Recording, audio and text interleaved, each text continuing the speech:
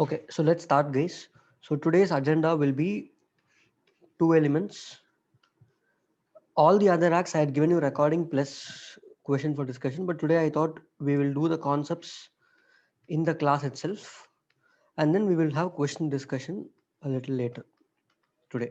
So the first 30 to 45 minutes, I'll revise LLP Act, the important concepts, and then we will discuss questions. I have picked up past exam questions, RTP, and mock test paper questions and own questions, etc.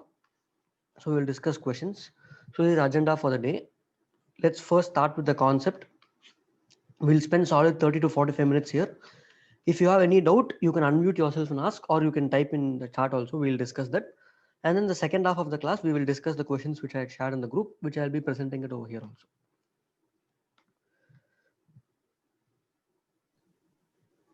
Okay. First, so we have around 6 to 7 in the class. That's fine. Okay, so let's start. Now, first, you might think, why do you need an LLP? If you're looking to start a business with set of people, you already have partnership which is there for almost 100 years from 1930s now 80 90 years, and then we have company. You can start a company also, correct? So either a partnership or a company. The concept of LLP was introduced only in the year 2008, guys. So 2008 is hardly 12 years back. It was introduced only in 2008, and it is only picking up popularity in the last few years. Why is it? Why should someone prefer LLP over company or LLP over partnership? So let me explain that. It's fairly simple. In partnership, registration is optional. It is not mandatory. However, if you want, you can register your partnership. All of you know that we finished Partnership Act. Also, let's say there are three partners. They can carry on all the businesses they are doing in the name of the partnership. All of that is there. One of the main drawback in a partnership firm is when it comes to liability. When it comes to liability, liability of the partners is unlimited. Liability of the partners is unlimited. Let me give you a small example. Let's take an audit firm, ABC and Co. Partnership firm, three auditors, three chartered accountants, A, B, and C, who have cleared CA and started a firm. Let's say they have done an audit for a company, and after signing the report, it turns out that there has been some issue. So the company is suing ABC and Co. Then ABC and Co. has to pay the money to the company. And if the money is not enough, the partners will be personally liable. Not just this business, any form of partnership. Biggest drawback why people think is partners are personally liable. That is, if something wrong happens in the business, the partners have to pay from their own pockets. To avoid this, we have a company. In company, what is the advantage you have? First thing you learn in Companies Act is limited liability. Limited liability. And this concept of limited liability comes because of the concept of separate legal entity, correct? Because of the concept of separate legal entity. So separate legal entity says company is a separate person distinct from its members, and therefore company has a limited liability only to the extent of the assets available at the company. Clear, guys? Now if you take Kingfisher example, Kingfisher Airlines, Vijay Mallya, Kingfisher, the company, let's be very clear here. The company Kingfisher Airlines is not having enough money to pay even salary to its employees or pay its debts, loans. It has taken almost 8,000 crores of loans. Kingfisher, the company, is not having money to pay this money to its employees and loans. However, the owner of the company, Vijay Mallya, his personal property, his personal income should be sufficient to pay off this entire money. But will he pay? That is left to him. We cannot sue him personally also because Kingfisher is a company separate from Vijay Mallya, whose concept of separate legal entity. So everybody in partnership, to avoid this concept of to enjoy the benefit of limited liability, they started moving to a company. However, what is the drawback of a company? The drawback of the company is cost of compliance. Cost of compliance.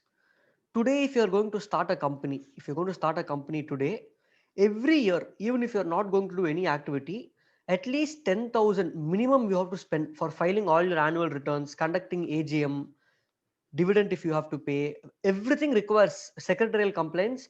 That's why for compliance itself, we have a separate profession itself called company secretary.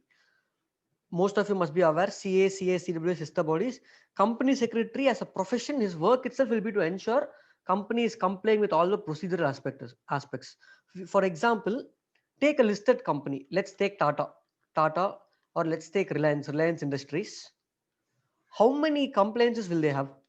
SEBI compliance, RBI compliance, this, that, so many compliances, filing annual return, dividend, filing form, every board meeting they conduct, you have to inform public. All these compliances, who will take care? A company secretary, in-house company secretary, or a company secretary who's in practice will take care of all these procedures. So you have to pay him some money. At least if you're going to employ a company secretary, monthly salary minimum should be 50,000. So yearly you're going to incur a lot of cost. Therefore, what the government did for all the small businesses and other businesses, to convert, they wanted to give the benefits of a partnership. What is the benefit of partnership? Partners themselves can take decisions. Partners themselves can take decisions. To take a small decision, think practically, guys. Don't see from exam point of view. Think practically. Don't worry, I will not spend more than 45 minutes in concepts. So we will end before 6 p.m. So don't worry about it. Maximum it will be 2 hours. Now, if you see decisions, let's say a partnership is that they want to buy a new car. They want to buy a new car for, let's say, 25 lakhs. They want to buy MG Hector car for the partnership firm. Now, same thing if it is a company. If it is going to be a company, you have to arrange a board meeting. You have to pass a board resolution. All the directors, basically, you learn all this in CA inter and final. All the directors should approve. Certain approvals you require shareholders approval. You have to pass ordinary resolution. So much procedure. But in case of partnership, there are 3 partners, A, B, C. They'll say, okay, majority, let's buy the car. Over. And it's just an oral agreement. But in case of company, everything has to be documented. Therefore, people will not prefer company, they will go for partnership. But what is the disadvantage of partnership? Only disadvantage is limited liability. Here the liability of partnership is unlimited liability. Therefore, we have an organization which came in between, taking the benefits of partnership and benefits of company to form a limited liability partnership. From the name itself, you can see that LLP is just like a partnership where all the decisions will be taken by the partners among themselves. You don't require a board meeting or a board resolution or a shareholders meeting or ordinary resolution. All you require is partners approval. The advantage of company is what? Limited liability. They're even adding the feature of limited liability. To become limited liability, what is essential? I told you in the previous section. To be of limited liability, you need something called separate legal entity. So for LLP is also a separate legal entity. It is a combination of partnership and company forming an LLP. The minute this came, in practicality, all the 4 big fours, you might have heard about them. Not much information you will be knowing, but at least I hope you know what is a big 4. It is Deloitte, PwC, KPMG and EY. Top 4 accounting firms in the world. In India, all these 4 used to be a partnership. They converted to an LLP. Now, all these 4 will be an LLP. Even many other top CA firms like ASC Associates, many other CA firms also converted from a partnership to an LLP because it is beneficial. They can continue their business where liability becomes limited. So this is the background for LLP Act. Till here, are all of you clear, guys? You can type in the chat or you can unmute and tell me.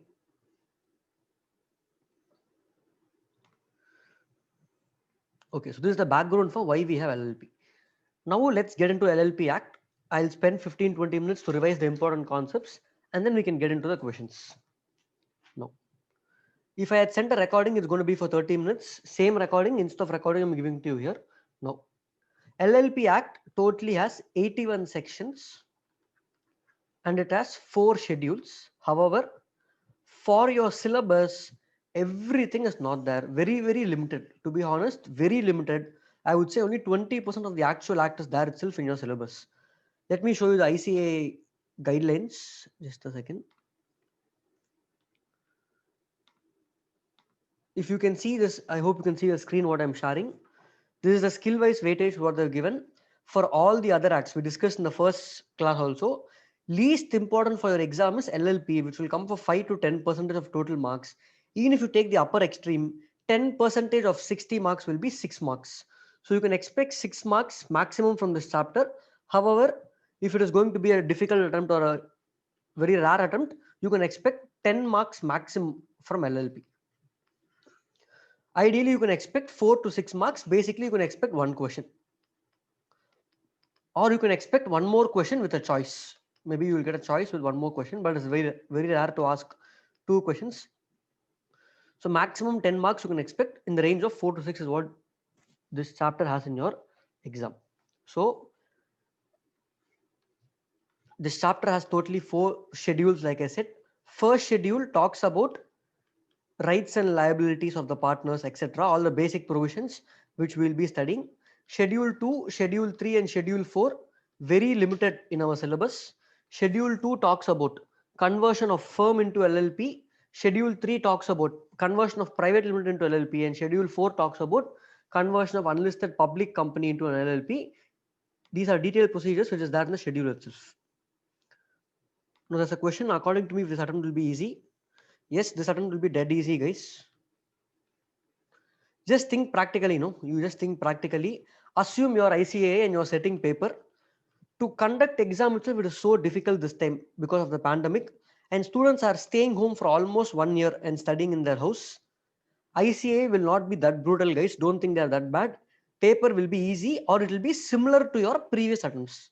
Don't expect a difficult paper. Exam will not be difficult this time. It will be just like how every attempt is going to be. Don't listen to all the rumors. No. Okay. So now let's come back to the syllabus.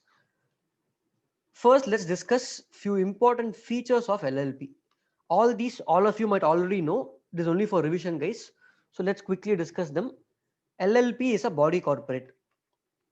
We know LLP is a body corporate. LLP is a body corporate. They also define what is a body corporate in the act. So LLP is a body corporate. I have a question. Perpetual succession. Does LLP have the concept of perpetual succession? Is that there?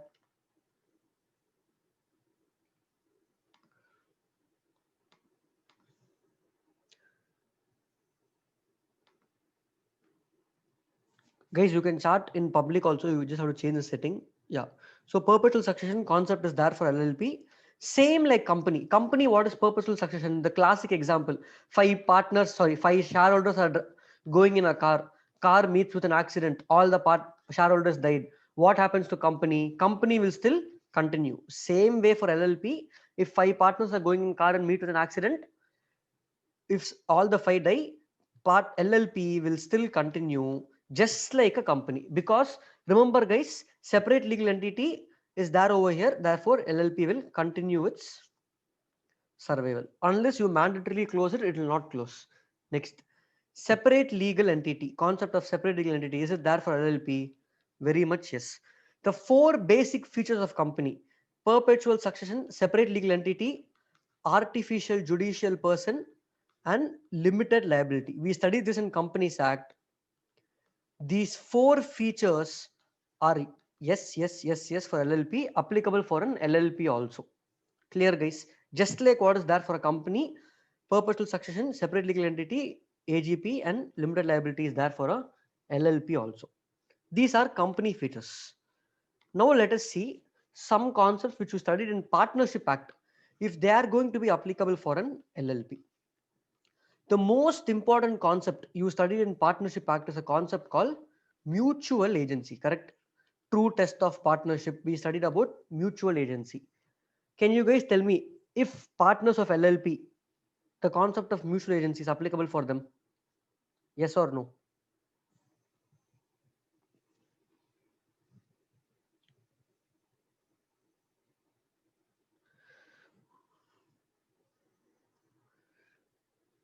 Guys, type the answers.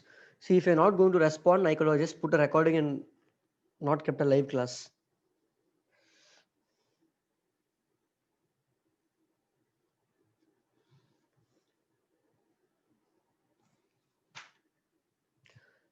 Yeah. So in case of mutual agency in LLP, no.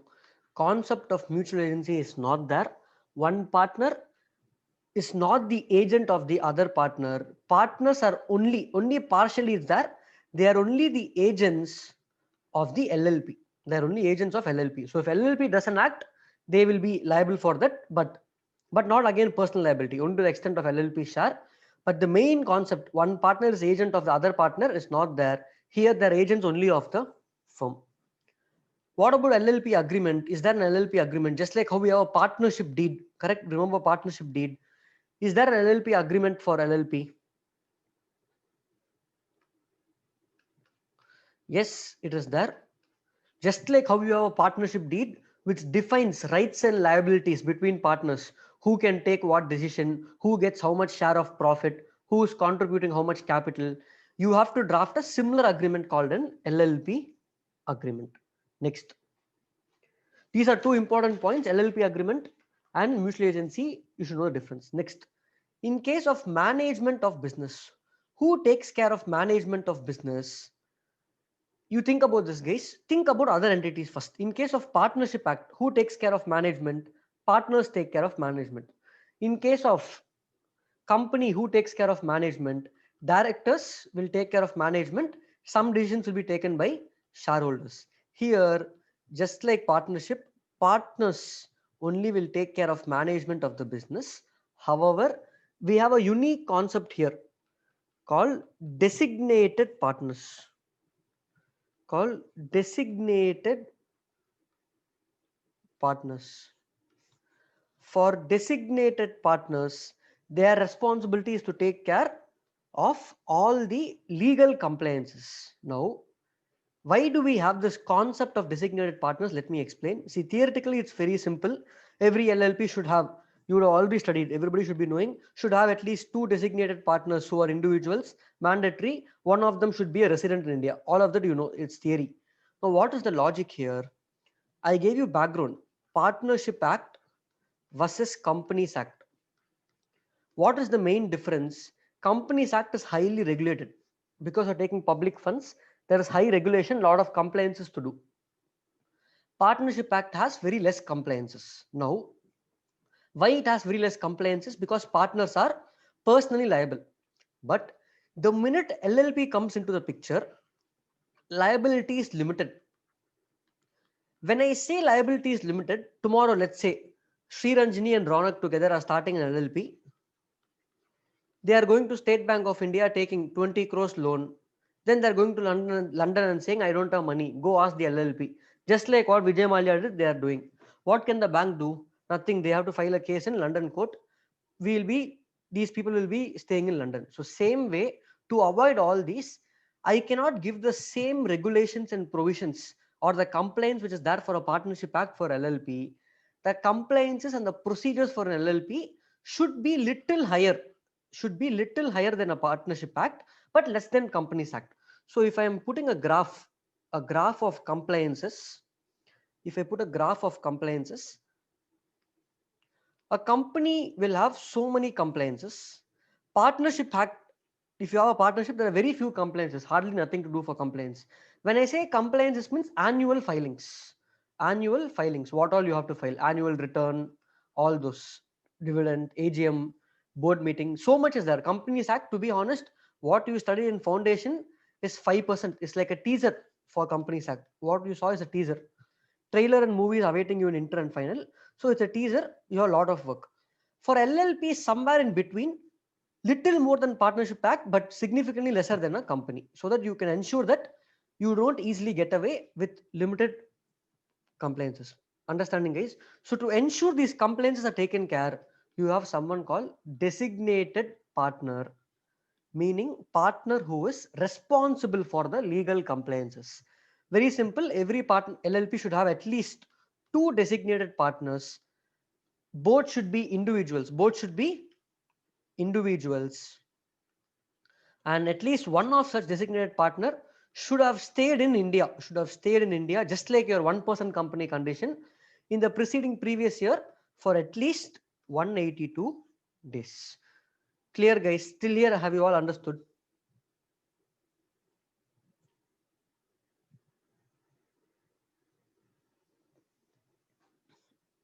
Guys, can you type or respond? You can unmute. I don't have to unmute you. You can unmute yourself and just tell yes. Okay. So I have question number 1. Let's say in an LLP, before the question, one more concept I want to finish. Who can be partners in an LLP? In LLP, partners can be either, this is what the act is saying, individuals, or who can be partner in LLP? Partners in LLP can be individual or body corporate, or body corporate. So who can be partners? It can be individual or body corporate. There is a sub restriction, which individual cannot be a partner. Who cannot be a partner? They have given 3 points. If the individual is of unsound mind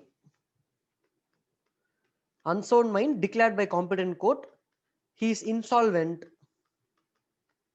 or application for insolvency is pending. Important question, guys.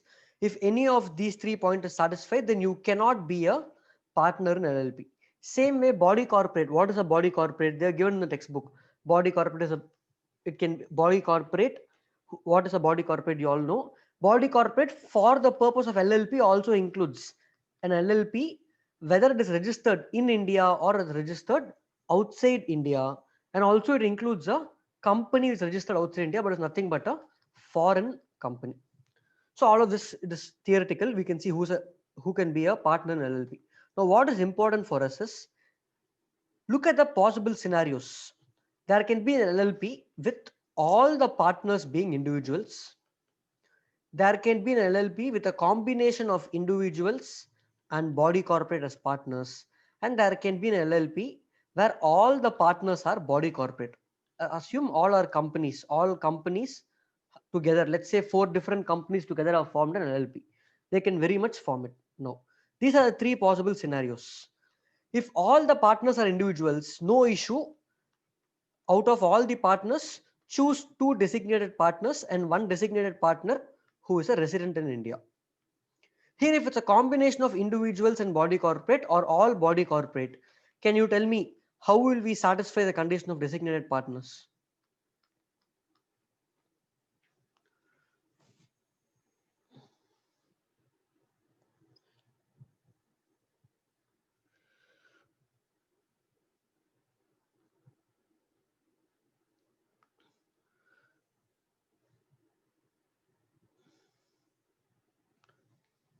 Okay, guys. So I'm getting the answer. Body corporate? No. Here, very simple. Dhruv has got the correct answer. Designated partner. In case of a body corporate, some nominee of the body corporate will appoint a nominee representing the body corporate. They will be the designated partner, and once one of that nominee should be a resident in India. So end of the day, designated partner can be only individuals. If everybody are body corporates, then representative of the body corporate, known as nominee, will be the designated partner. So this is the concept of designated partner. I hope you understood till here. Any doubts till here, guys?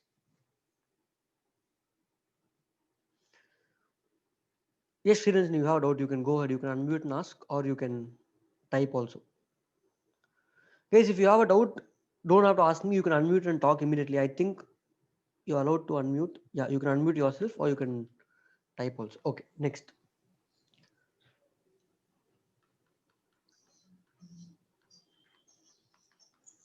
Doubt.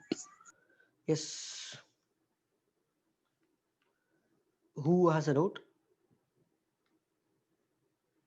mean, someone spoke, but okay. Now next, LLP Act also defines the term what is financial year. It is little interesting and important also. So far not tested. They might test, you never know. What is financial year for an LLP? Normally, what is financial year? April, let's say 1st April 2020 to 31st March 2021. This is the financial year. For LLP also, this is the financial year. No change in this. However, they are saying if LLP is incorporated, after 30th September of any year, let's say after 30th September 2020, then they are saying the financial year can be, LLP is given the option to decide 30, let's say one company is incorporating on LLP is incorporating on 1st of November, assume 1st of November.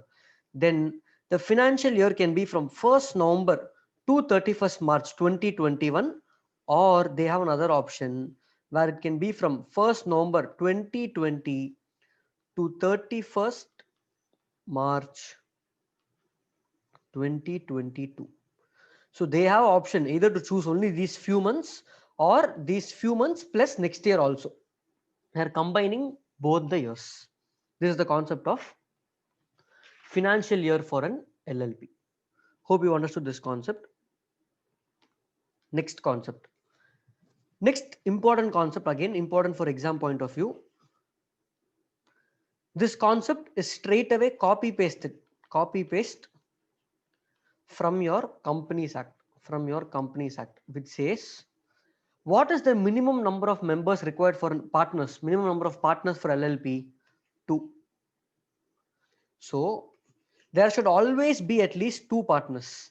Whenever the minimum number of partners fall below 2, the essence partnership means minimum 2 or more people should be involved in business. If you have less than 2, then I cannot call it a partnership. In case of Partnership Act, if somebody dies or retires, automatically it leads to dissolution of the firm. But however, in case of LLP, they are saying in case of an LLP, separate legal entity, firm will continue forever until you voluntarily close it down. Therefore, whenever number of partners fall below 2, so if it becomes 1, then they are giving you 6 months time. The act is giving you 6 months time. Okay, fine. Without your knowledge, it fell down. I'm giving you 6 months time to bring this number back to 2 or more than 2. However, if you don't do that change within 6 months, then as long as this continues, number of partners below 2, during that period, liability of the remaining partner, that one partner who's left, will be unlimited liability. So let's take a small timeline to understand this better.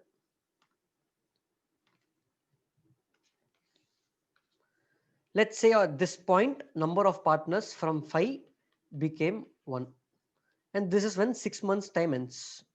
Within 6 months, if they correct and increase this number back to 2, then always there is limited liability. However, if they fail to do it at this point, then after this point, let's say only at this point they bring it back to 2, then for this entire period, the liability of the single partner will be unlimited liability. However, within this time, if he is making the correction, then for the entire period, it will be limited liability only. Now I am making the correction at this point. Therefore, after this, again liability becomes limited liability only for the period of contravention of provision. Only for this period, which is beyond 6 months, totally including, it becomes unlimited liability. Are you guys able to understand?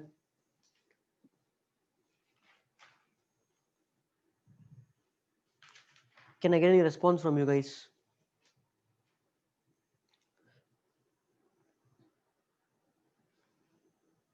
Okay. Now, next. Guys, see, don't take LLP as a new topic, very difficult to read. If you can link with Partnership Act and Companies Act and learn only the differences, it becomes very easy. Next. I will not be taking differences LLP versus partnership, LLP versus company. There's a difference in textbook table. Fairly simple. If you have any doubts in that, you can ask me. Simple table. Now we will get to incorporation procedure. Let's get to incorporation procedure for an LLP. Very similar to company incorporation. If you are good in company incorporation, you can write the similar procedure with just changing the key terms. It will be the same thing. Just like company incorporation, first step in LLP incorporation is you have to have 2 or more partners and minimum 2 designated partners. So get your partners ready. Get your partners ready. Minimum 2 should be designated partners. Next, second step for these partners, they have to obtain digital signature certificate and DPIN. It's a procedural aspect. Once they obtain this, they have to apply to check for availability for name. Check for name availability. This is very important. Check for name availability, meaning if this name is available and I can incorporate in this name. You can give up to 6 alternate choices. First preference, second preference, third. You can give up to 6 choices. Get your name sanctioned. Once the name is available, once the ROC response or their organization response saying yes, name is available, then the fourth step will be in the e-form prescribed. In the e-form, you have to, it's called e-form 2. Prescribed e-form for now is called e-form 2. In this e-form, you have to file 2 things. First will be something called incorporation document. Incorporation document. And second will be something called a statement given. I'll explain what these are. So first you will file something called incorporation document. Second will be a statement. Incorporation document will have basic details, guys. Name of the partners, proof, Aadhaar card and all of that. Address of the office. Where is the office going to be located? Just like Companies Act, the address of the office, address of partners, address of LLP, all those details will be given here. In the statement, same like Companies Act, either a CA, CS or a CWA or an advocate will give a statement declaration saying that LLP has complied with, that is, the incorporation document prepared has complied with all the provisions of LLP. Then you will file this with the registrar. Then they will issue something. The last step will be they will issue something called certificate of incorporation. In Companies Act, you got a number called SIN. Remember, SIN number. Here you will get a number called LL PIN. That's all. Limited liability partnership incorporation number. This is called company identification number. Limited liability partnership identification number. You will get a number which will be signed by the registrar, and there will also be a seal of the registrar. Once registration is completed, it leads to same, just like Companies Act. If you want comparison, in Companies Act there is section 9, effect of registration. In LLP Act, it is different section number. That's all. Section 14, it is called effect of registration. What is effect of registration in Companies Act? Company can sue or be sued. Company can hold property in its name. Company is artificial judicial person. You read those 4 to 5 points. Effect of registration. Copy, paste over here. Same points will come here for effect of registration. Have you understood this, guys? Till here, have you understood?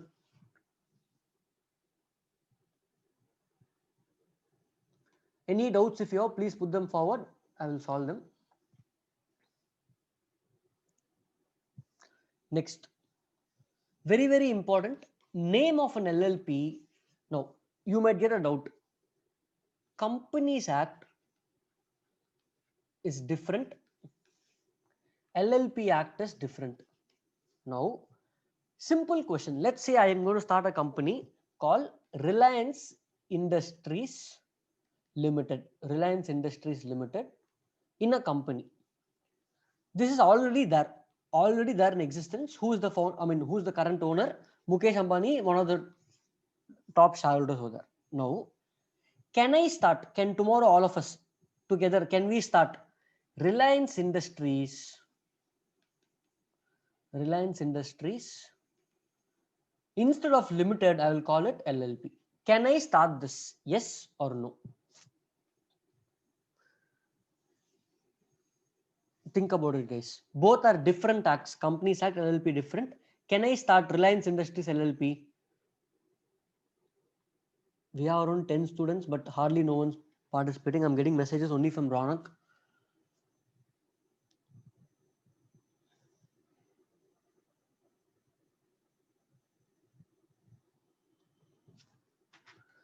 Yeah. Answer no, you cannot start Reliance Industries LLP. The name should not be similar or identical to any other LLP or to any other company or also to any other trademark which is registered. To any other trademark also or any other brand name also you cannot use. Why? Because Companies Act is there from 1956 and even before that. LLP just came in 2008. You cannot use this loophole in the law and create a different organization similar to an existing name by just changing the form of organization to LLP. No, governing Companies Act and LLP is both governed by the same register. Ministry of Corporate Affairs only governs both. Therefore, names should not be identical to another company, another LLP, or another trademark also. If name is identical, if central governments finds out the name is identical, they will order you to change the name, and such name should be changed within 3 months. And if LLP is not changing the name within 3 months, there is a penalty which is mentioned in the book also. So these are the first set of important core provisions in LLP. These are the core provisions first in LLP. Next we have some theoretical provisions. So far all these have not been tested. To be honest, they have been included in syllabus only last year. I think November 19 was the very first attempt when syllabus was increased. Earlier, if you see, textbook was only 8 pages.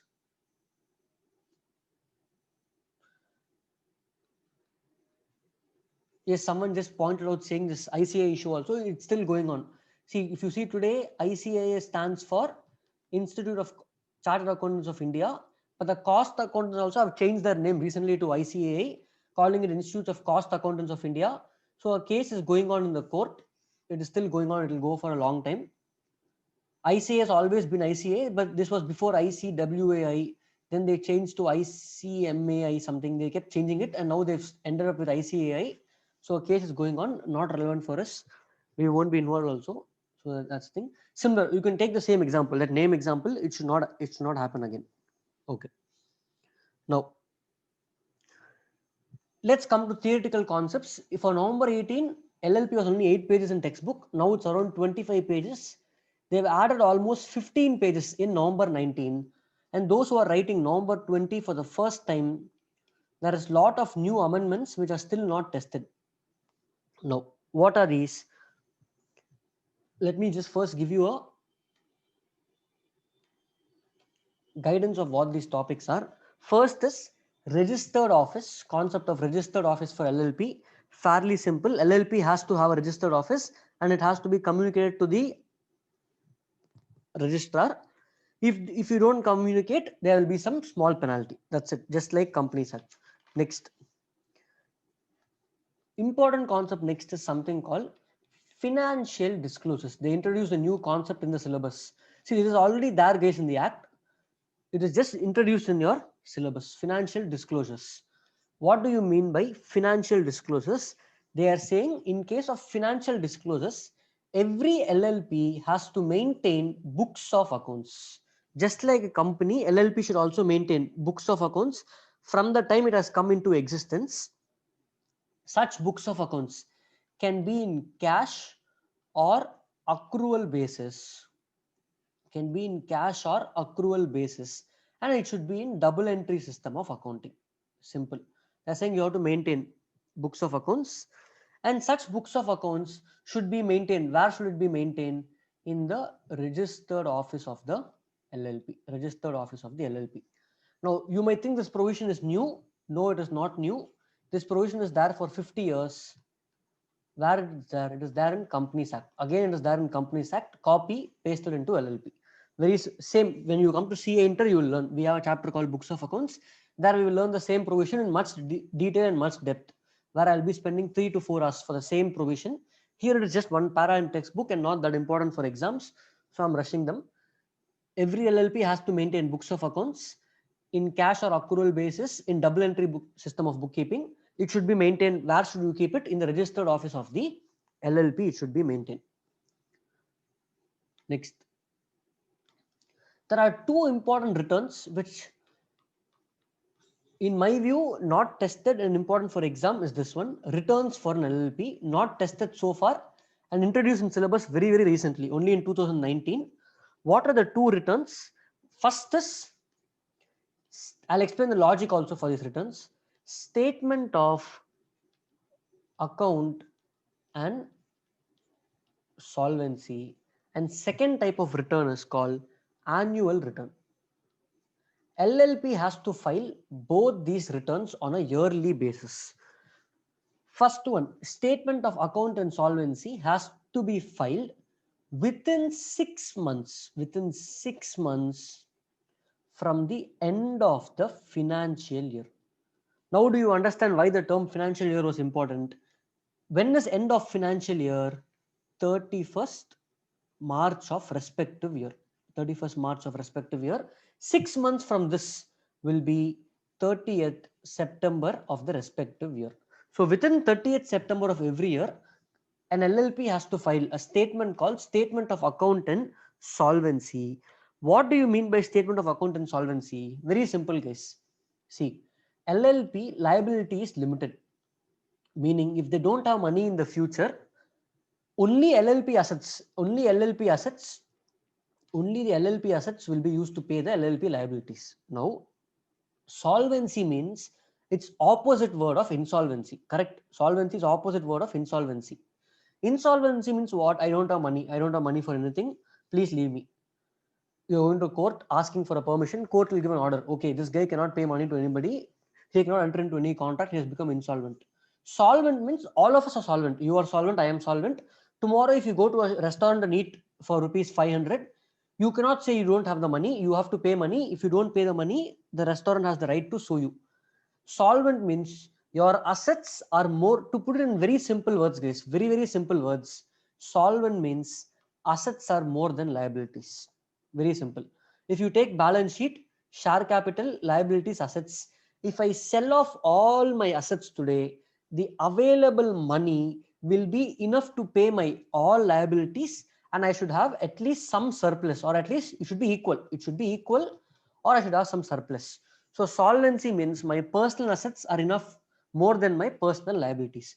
So you have to prove to the registrar every year that my LLP is a solvent LLP. I have enough money to run the business. That is first part. Second is annual return. Again, this concept is from Companies Act. Companies Act is section 92. Number is not relevant for us. In LLP is different section number. Section 35 talks about annual return. Every year, LLP has to file an annual return with the registrar within, here it is 6 months, here it will become 60 days. Within 60 days from the end of the financial year. Within 60 days from the end of the financial year, company has to file annual return. If you don't file this, or if you don't file this, there is a penalty which is given in the book, how much penalty you have to pay. What is an annual return? Let me give you small information. In annual return, there will be basic details. Who are the partners? What business you are doing? Have you taken new loans this year? It's a very detailed return. There will be about 10 to 15 points where you have to address, giving just details. What is the new business you have started this year? Are you paying salaries correctly? All those questions will be there. You have to give details of all those questions. Has audit been conducted this year? Yes, it has been conducted. Who has conducted the audit? Such kind of information will be filed in the annual return with the registrar. I told you, remember, Partnership Act doesn't have this. LLP is more compliance, so there is more laws to follow. What are those compliances? These are two examples of those compliances. One is statement of account and solvency. Second is filing of annual return. Till here, have you all understood, guys?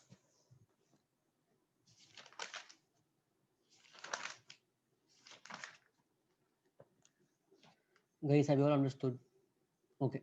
So this is the core provisions.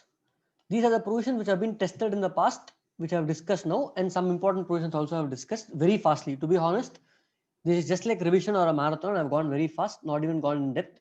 There are some other provisions also, some miscellaneous provisions like partners' rights. What are partners' rights? Just like Partnership Act, it will be. Then in case of fraud, what happens in case of fraud? Very simple, guys. If a partner is going to do fraud, common sense, limited liability will go away. Partner will become unlimited liability to the extent of this fraud which has been committed by the partner. Like this, there are some 3 to 4 small provisions. Now, with this, I want to get into discussing the questions for LLP. I have picked up in the handout, I have picked up questions from mock test paper, past 4 RTPs, past attempt also, and few more questions I have added in that. So this is what we're going to discuss now. So I'll present the handout. We can start with true or false. So go to question number 13 in your handout. 13 only, right? Yeah, 13. So take 2 to 5 minutes time. Go through. I'm presenting the true or false. I hope you can see them. Write them down answers. We will discuss them in 2 to 3 minutes from now. Any doubts? Meanwhile, you can type them out or you can unmute and ask me.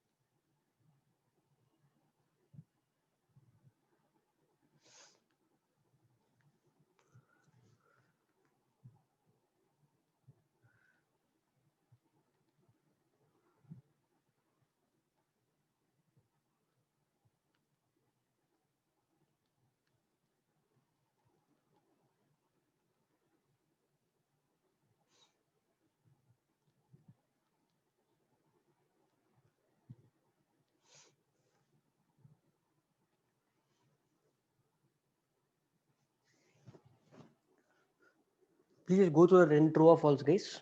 We'll discuss them.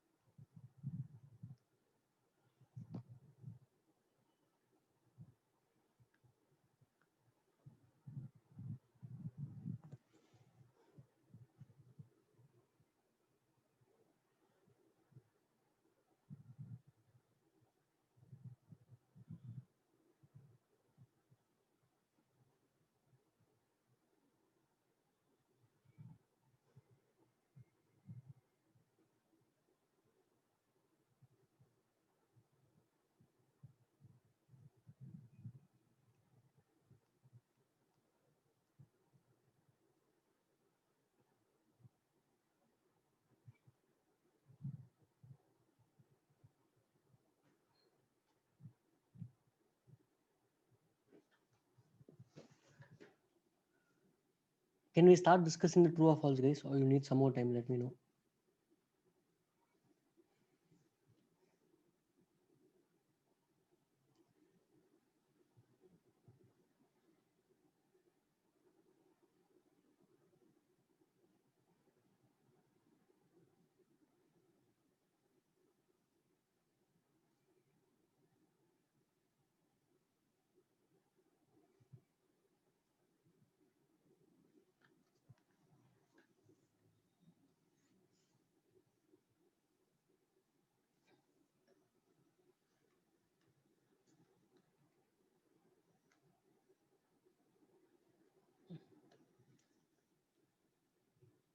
Others, I only have 2 people responded. Others, if you're ready with true or false, we'll start. I'll give another 2 more minutes time.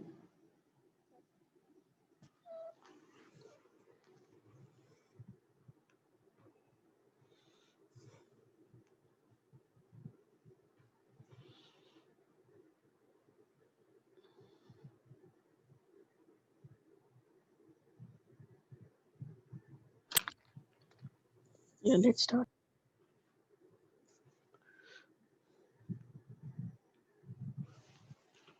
So can I have anyone to unmute, any student to unmute themselves and read the question for me?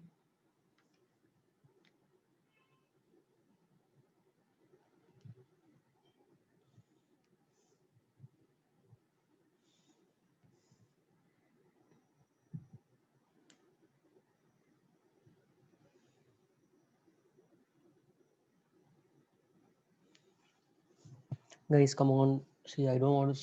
Okay, let me select somebody.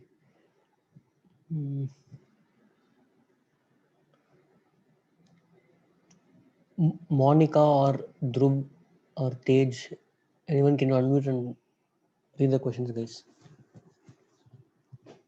Sir, I'll go ahead, sir. Yeah, sure. First question, concept of mutual agency applies to an LLP just like how it applies to a partnership firm. False. Answer, guys. First one, yeah, I'm seeing the answers. Everyone has given false only. Let me just write this also. So answer for question number 1 is false. We just discussed also the difference. Second one, yeah, go ahead. Second one, financial year ending for a company incorporated on 24th October 2020 will end on 31st March 2021. Answer, guys. Can I say the answer? Yeah. True. So you might think true or false. Answer is true. The option given is it can end on 31st March 2021 or it can also end on 31st March 2022. Both are true. It's the wordings, if you read the act, it says may. So the LLP can take the call whether they want it to be 31st March 2021 or 2022. Next one. Foreign LLP is an LLP formed, incorporated or registered outside India and has a place of business in India. I'm not sure. True. It's true. True, correct. True is the correct answer. True, sir. So Priya is asking a question, if what date we should choose, either 31st March 2021 or 31st March 2022. Both are correct. Next question. A resident is a person who has stayed in India for a period of not less than 183 days during the immediately preceding 1 year. Answer. It's 182, right? You should give me if it's true or false. This answer D. Okay. False, sir. D is false, correct, because entire statement is correct. Instead of 182, the correct statement will be 182. Instead of 183, it should be 182. Next question. LLP can be formed for charitable purpose. False. Answer is clearly false. LLP can be formed only for the purpose of profit. Remember, guys, charitable purpose. The minute charitable purpose, there is only one type of entity which law allows it and gives it the power of NPO. all building. It is a Section 8 company. In Companies Act, also known as NPO, non-profit organization. See, you can do charity so many ways. See, even now you will see there are so many people feeding dogs on the roads, feeding poor people. You don't have to be registered to do charitable work, correct? Now you see, so in online, you can see in the pandemic time, so many people were helping so many other people for various needs. Are we registered? You personally can collect some 5,000 rupees from your friends and you can do a small charitable work. Are you registered for that? Not required. To do a charitable work, registration is not mandatory. Who will register? The big charity organizations which receives donations in the form of crores. Donation in the form of crores. Only they will register as a Section 8 company. Now, simplest example, one of the biggest trust in the world. See, Section 8 companies for Companies Act, for Income Tax Act, it's called a trust. You will learn about trust in CA final only. In CA intro also not much. Trust is an organization where income tax is almost zero if they can spend 85% of their income. Biggest trust in the world is TTD. I think everybody here must have at least visited Tirupati at least once, or at least aware about Tirupati. Tirupati is the biggest trust in the world. All the donations they get. Donations meaning what? You go there, you visit the god, you pray and you put money in the hundi. The entire collection is not taxable. It's not taxable. They don't pay even 1 rupee tax. Why? That is the benefit law is giving them. That is why you see not only TTD, any temple for that matter, any temple which is registered as a religious trust, they don't have to pay any tax. All the donations are exempt. Reason being, such donations are known as anonymous donation. You cannot identify who has donated how much money. Therefore, it is exempted. Next. So LLP can be formed for charitable purpose. Answer is false. It cannot be formed. LLP has Yeah, go on. sorry. LLP has to maintain its books of accounts only in accrual basis. True. Others answer. False. Answer is false. In cash basis. LLP can maintain books of accounts in cash or accrual basis. Example, you think about normal P&L balance sheet, no? Classic example for cash basis is cash sales.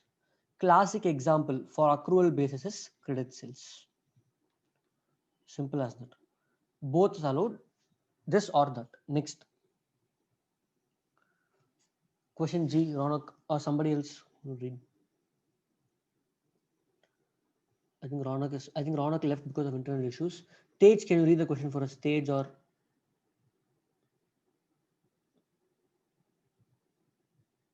somebody else? Oh, let me. Soumya, I'm unmuting you. Can you read the question? Hello, sir. Yeah, you will read from question number G. Okay, sir. Every LLP has to file an annual return within 45 days from the close of financial year. True or false? True, sir. What is the actual provision? Every LLP has to file annual return within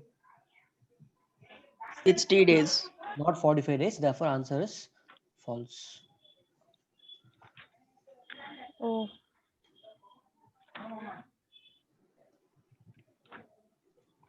Next one.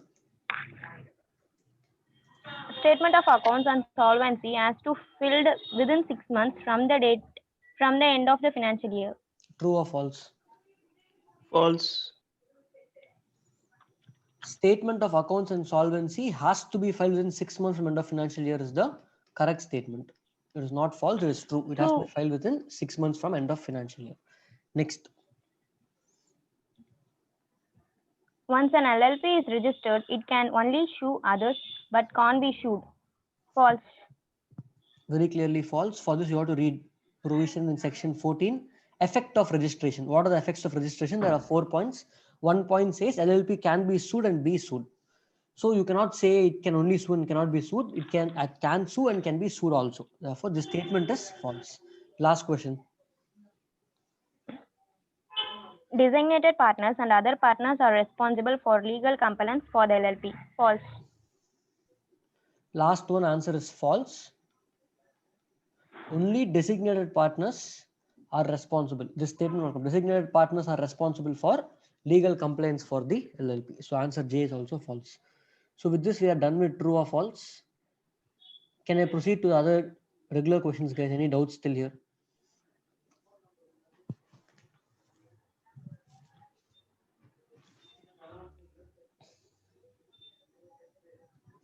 Okay, so let me start discussing the regular questions. Who will read them for me? Anyone was not read so far? Sri Ranjini or someone called CA aspirant or come on guys, don't make me ask too much. Okay, Soumya, go ahead. Read the first question.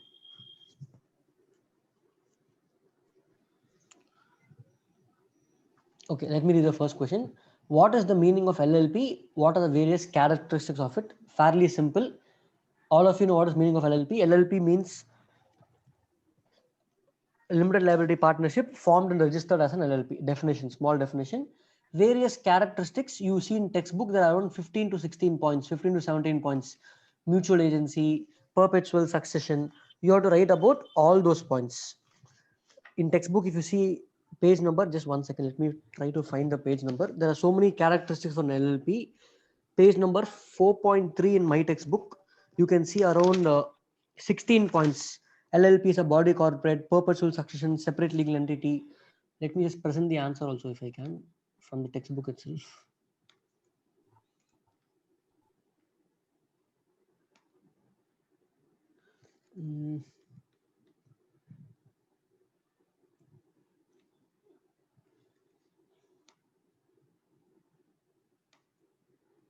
Yeah, I found the textbook. Yeah, I hope you can see the screen here. If you see, you have to write about these points. You can see here 4 into 4, 16 points. Obviously, they won't expect all the 16 points. If it's going to be a 4-mark question, at least 8 points. And half these points are fairly simple. If you see here, body corporate, perpetual succession, separate legal entity, mutual agency, limited liability, common seal, artificial legal person, LLP agreement, and management of business, and even minimum and maximum. See, all these are very common and simple points. Are you guys able to hear me now? I heard. Is the voice clear, guys? Okay. So these are the points, fairly simple points. Only the new ones are investigation, where it says LLP investigation can be done. Compromise arrangement, they are again saying it can be done using the provisions of the act. Conversion into LLP can be done. E-filing of documents and foreign LLPs. These are the points you have to write. And over here, see again this compromise and arrangement, investigation, all these are concepts picked out from your Companies Act. Next. Let's go back to the questions. See, even if you're somebody, most people skip this chapter. At least if you read these questions, you can expect something from this, from the exam. Next one. Who are the individuals which shall not be capable of becoming a partner of LLP? Can somebody give me the answer instead of me giving you the answer? You can see the book also and tell me, it's fine. Unsound mind.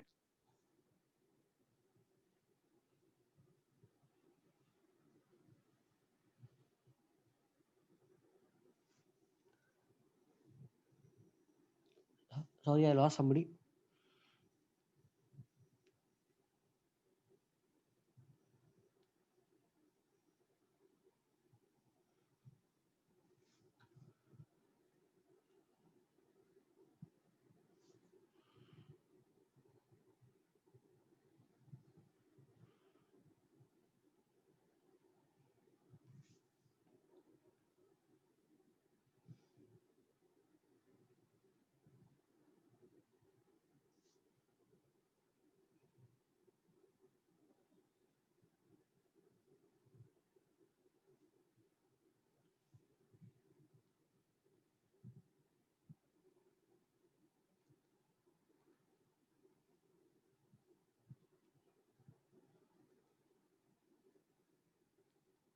Hello, can someone give me the answer, guys? Yeah or no, you can read. The second question, right, sir? Answer for second question. Okay, just a second. Individuals of unsound mind, individuals who have applied or are incompetent, who are insolvent, and I forgot. It's only 3 points. So 3 points are: one is who is of unsound mind, declared by Uncompetent. competent coin. Second is application for insolvency is pending. Third one, declared as insolvent Declared by is the competent. Only 3 points. That's all. This question has been mixed tested in the people. past also. It's a past exam question also. Question number 2. Fairly simple. Next. Question number 3.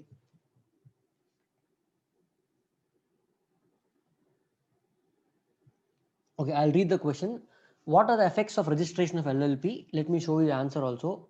It's again there in your textbook, straightforward, simple question. Again, this is a past exam question and there in your RTP also. Effect of registration of an LLP, this circle, these are the 4 points you have to write. Once LLP is registered, it can sue or also be sued. It can do any such act as any other body corporate can do. It can have common seal if it decides to have one. It can, basically it means it can buy or sell property in its own name. Property here means movable, immovable, tangible or intangible property. It can be bought and sold in its own name. Exactly similar points are there in your Companies Act, effect of registration. Here it is section 14. In Companies Act it is section 9. So if you read one question, it's like reading for both the acts together. Next.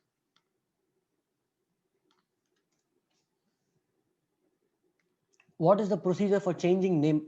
See guys, one more important point. In LLP, don't expect application based difficult question. 99% it will be a direct question. Direct question will be coming from LLP. They won't ask much complications over here. Next, what is the procedure for changing name of LLP? Very simple. Central government will order, and within 3 months you have to change your name. Next, explain the circumstances under which LLP would be wound up by tribunal. Let me explain this question. It's important also. Explain circumstances under which LLP would be wound up by the tribunal, meaning where the tribunal will close the LLP. How will LLP come to an end? If you voluntarily dissolve the LLP, dissolution of LLP, or the tribunal court is giving order for winding up of the LLP, when will that happen? Let us see the textbook to understand that answer. Again, fairly simple one. I'll explain that also. I'll explain on the whiteboard. First, let's see it over here. Winding up, this is the point. Circumstances in which LLP may be wound up by the tribunal, section 64. There are 6 points, sorry, 5 to 6 points totally. LLP may be wound up by the tribunal. What are those points? Let me explain them one by one. Little important for exam.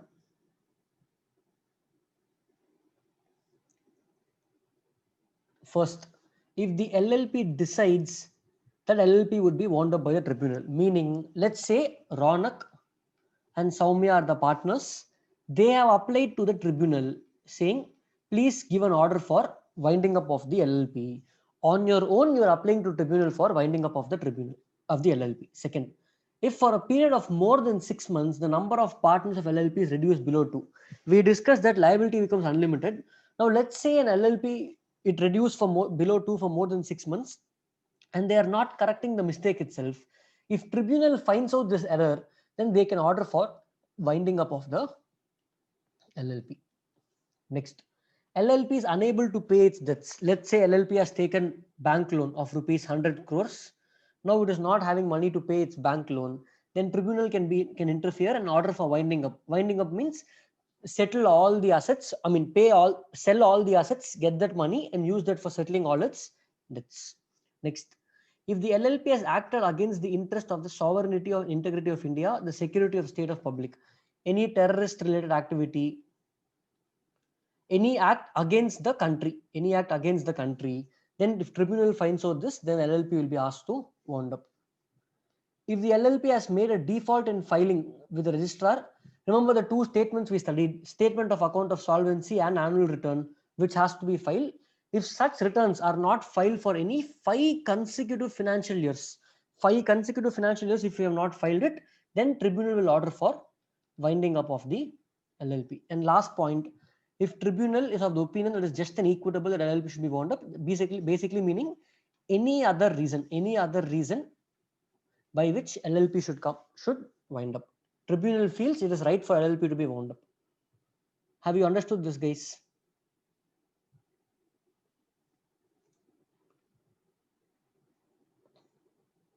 Till here, have you all understood? Can I proceed? See, if it's a normal class, what I do in my normal class when I teach theory questions, I ensure that you guys remember those also. I make you write 5 times in the class itself, make you repeat, and there are various memory techniques we practice in the class for you to remember it. But since it's online class, we don't have that luxury. So you have to put the extra efforts to study all these topics. Next, we finished first 5 questions. Question number 6. What do you mean by a designated partner? Is it mandatory to appoint designated partner? Very simple. Designated partner, there should be at least 2 designated partners. They should be individuals. At least one of them should be a resident, stayed in India for more than 182 days in the previous year. Is it mandatory? Absolutely yes. It is mandatory to have a designated partner who will take care of all the legal compliances for the business. Next, LLP is an alternative corporate business form that gives benefits of limited liability of a company and the flexibility of a partnership. That is what we discussed. The background for this entire discussion, the first 20 minutes to be precise, that is what we were discussing. Yes, LLP is an alternative corporate business form that gives benefits of limited liability of a company and flexibility of a partnership. Explain. If this question comes in the exam, you have to write in your own words. You have to explain how it is a combination of both partnership and company. Now I have added some case study questions of my own. Question 8, 9, 10, and 11. Yeah, I framed these questions. So let's tackle them one by one. So far, they have not asked case study based questions in LLP, but they might ask. So we should be ready with them. So I need someone to read the questions, at least the last 5 questions. CA aspirant, can you unmute yourself? I don't know your name, sorry. Or Tej or Mani Mohan, are you there? Quickly, guys, unmute yourself. Let's read the question.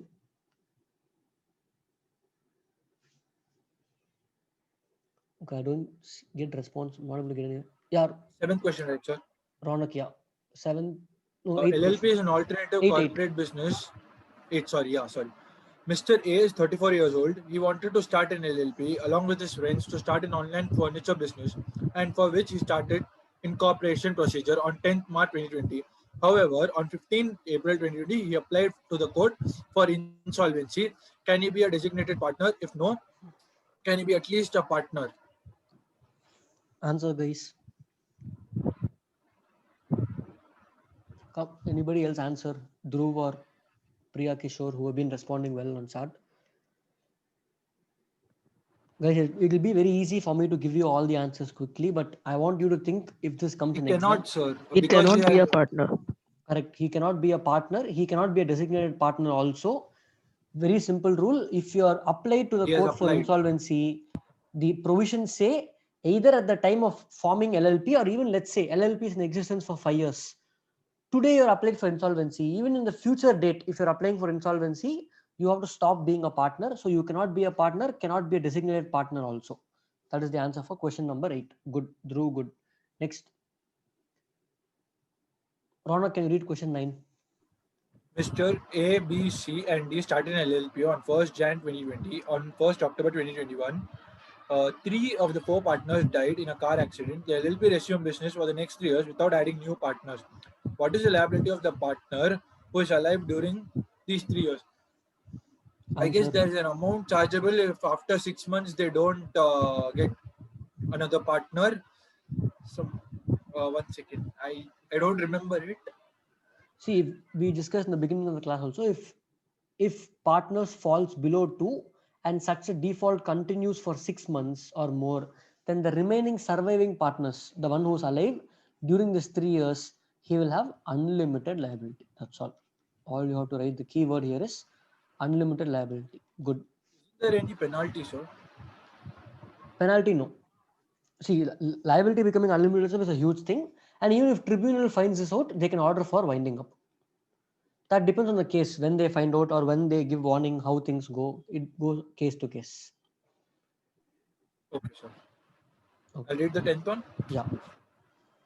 Mr. A and Mr. X are 2 partners in LLP. Mr. X cheated the creditors, amounting to fraud. The creditors now want to sue Mr. X for his personal assets. Can they do that? Is the partner personally liable? Yes, in case of Yes, fraud. Yes, go ahead, guys. Yes, sir. In the case of fraud, he is personally liable and not limited liable. Correct. In case of fraud, partner will be personally liable. Therefore, yes. Is the partner personally liable? Yes, he is personally liable. Next, differentiate between statement of accounts and insolvency as annual return, I discussed in the class also. Main difference is this has to be filed within 6 months and the other one has to be filed. Statement of accounts insolvency. 1 second. Yeah. So 6 months versus 60 days. 60 days. This is what you have to remember. This is the key time limits for LLP which you have to remember. So Last, if they ask this for 3 marks, like how will write just this much, sir?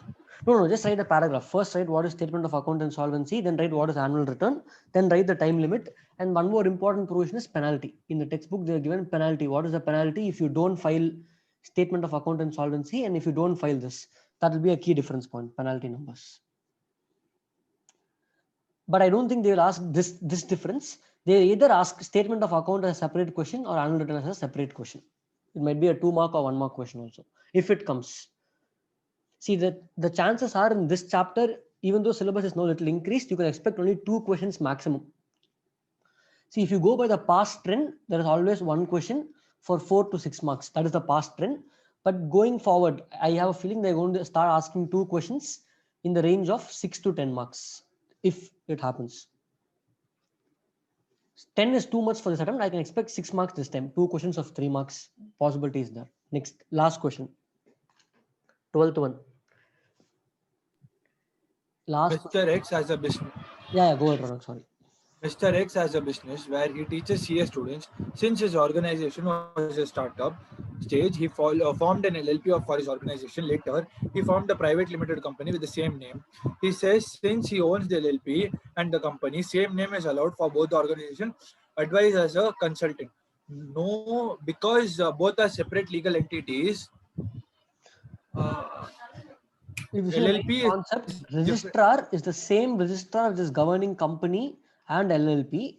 So if you have a name in Companies Act, that name cannot be there in LLP. If there's a name in LLP, that name cannot be there in Companies Act. Just because you're the same owner, you can have 2 different organizations. Absolutely allowed. You can have one in Companies Act, one in LLP, but the name cannot be same. You need to have a different name. you The can argument convert, that right? you can convert, yes, you can convert, but you can have 2 organizations also. See, if you see mobile companies and all, Oppo and Vivo, I don't know how many of you know, both are the same owners. If you buy Vivo phones or if you buy Oppo phones, the profit goes to the same owner, but they have 2 different entities. Why do they have this? Purely for the purpose of branding and The capital. name should not be same. Yeah, so the name should not be same even though it is the same owner. That is the main concept.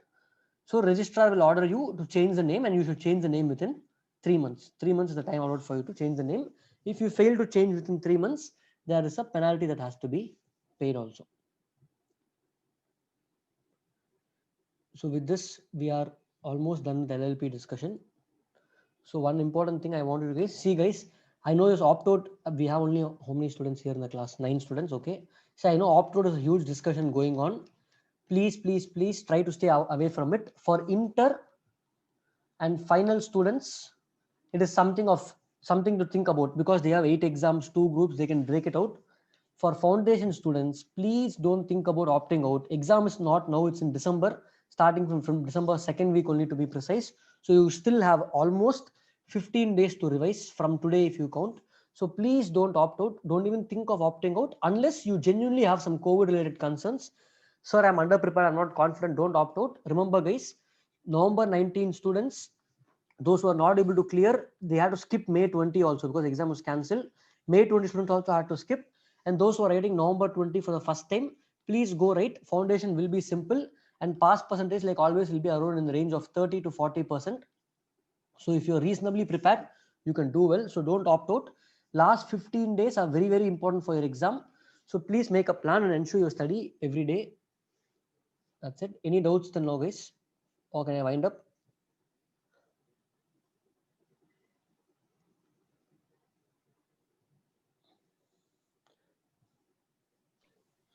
We have maths class tomorrow. Yeah. So the agenda is we do have maths class tomorrow and one more law revision class. I'll keep it next week. So we have maths class tomorrow on Saturday at 11 a.m. where I think in the previous class, I'll give you the video also where sir had discussed 75 questions. He'll discuss balance 25 questions from mock test paper of May mock test paper. And also he will discuss remaining 100 mock test paper questions from October 2020. Tomorrow at 11 a.m. I'll share details in the group also. So thank you guys.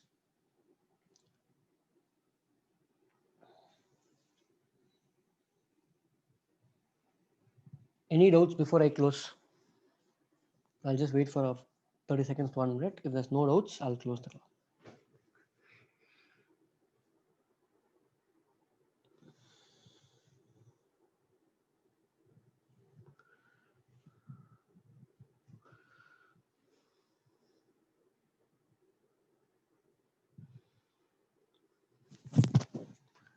Okay, I don't see any doubts. Thank you guys. See you all in next class.